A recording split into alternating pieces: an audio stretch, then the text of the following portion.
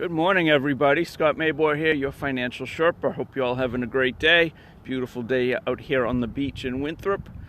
Just a couple quick points. I posted an article earlier this morning about long-term care insurance, and coincidentally, I'm actually working on 3 cases for long-term care. So I just wanted to touch base a little bit about it. There's a lot of confusion about it. It was very hot 10 years ago. And especially here in Massachusetts, it's kind of cooled down. There's actually only 2 carriers left that do a traditional long-term care policy, and that's not necessarily a bad thing. I'm not a huge fan of them. But first off, who needs long-term care? If you have assets, 1, and 2, you're concerned about the cost of you or a spouse going into a nursing home, you got to consider how you're paying for it. Medicare, surprisingly to many people, does not pay for long-term care. That means it's getting paid for by either Medicaid, and you have to qualify by being poor, or your own assets.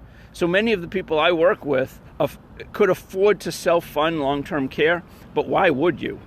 If you have $100,000 liquid cash, do you want to pay that to a nursing home? Or would you rather buy a long-term care policy and have $400,000 or $500,000 of benefit?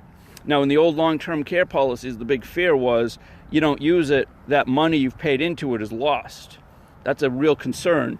With the policies that I use now, you're guaranteed a return of your premium. So either 1, you use long-term care, 2, you don't need long-term care and you pass away, and your beneficiaries are guaranteed a minimum of what you put into it, so no money lost, or at some point in the future you cancel the policy, you get your money back. So there's really 3 ways now to do long-term care. You can do a traditional long-term care policy,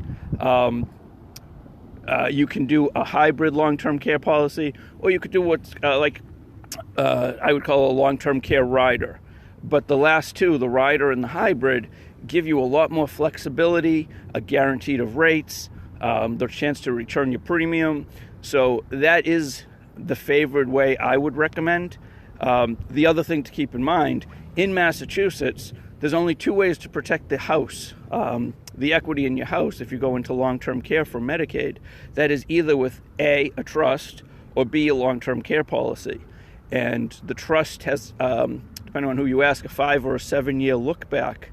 So even if you put your house in a trust tomorrow, go into a nursing home in 3 or 4 years, trust is dissolved, doesn't exist. So what a lot of people do will buy a long-term care policy with the intention of canceling it in 5 years. Once the house is in a trust, if that's the asset you're trying to protect, cancel it. But there's a lot you can do with long-term care. Some of the new policies are really attractive, offer a lot of benefits in addition to simply that long-term care payout, and a chance to get your money back. So if you have any questions on long-term care, feel free to reach out. Have a great day, everyone. Stay well, and keep me in mind. Thank you.